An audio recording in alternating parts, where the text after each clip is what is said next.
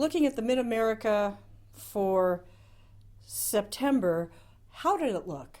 Our survey of supply managers in 9 states, stretching from North Dakota and Minnesota in the north to Oklahoma and Arkansas in the south, the leading economic indicator from our September survey was up slightly and still in a very slow growth range, above growth neutral, but we'd have to see it grow. We'd have to see it higher by at least 15 to 20% higher for me to say that this economy, this Mid-America economy, is going to be growing at a fast pace. So it was an okay report, much like what we've seen in prior months.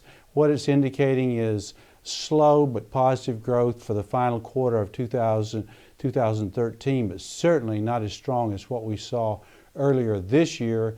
And we could see it weaken even more in the weeks and months ahead. But right now, it's pointing to slow to positive growth.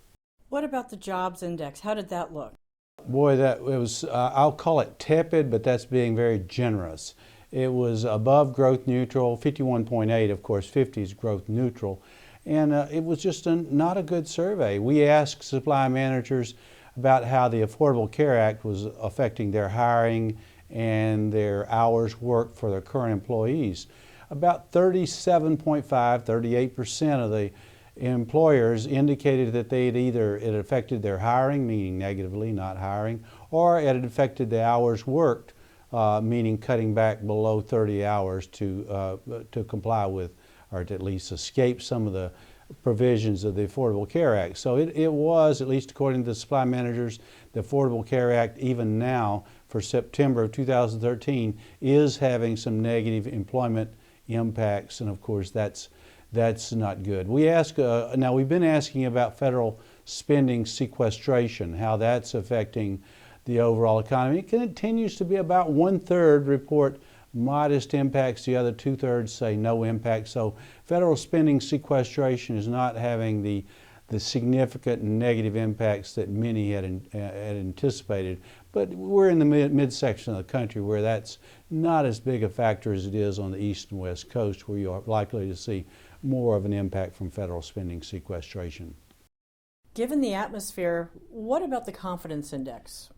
Boy, that was very weak for the month of September, and it declined significantly. And of course, what's happening there is just the international tensions that we're seeing, but those have been all along. It was more of what's going on or not going on in Washington with the federal budget impasse between Congress, between the Senate and the House, and between the Senate and the House and the President, who says he's going to veto the House bill. And of course, all that's causing some real decline in business confidence.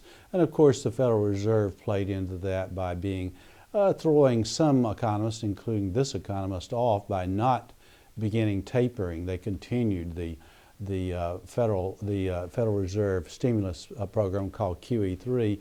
I expected them to cut back in September. They did not. That was a surprise and probably had some impact on confidence. What about imports and exports? How's that looking? Lousy on both counts. Imports below growth neutral, exports below growth neutral. That's not good. Now, imports were I should correct that. Imports were slightly above growth neutral. Exports declined or slumped below growth neutral, and that's not good, of course.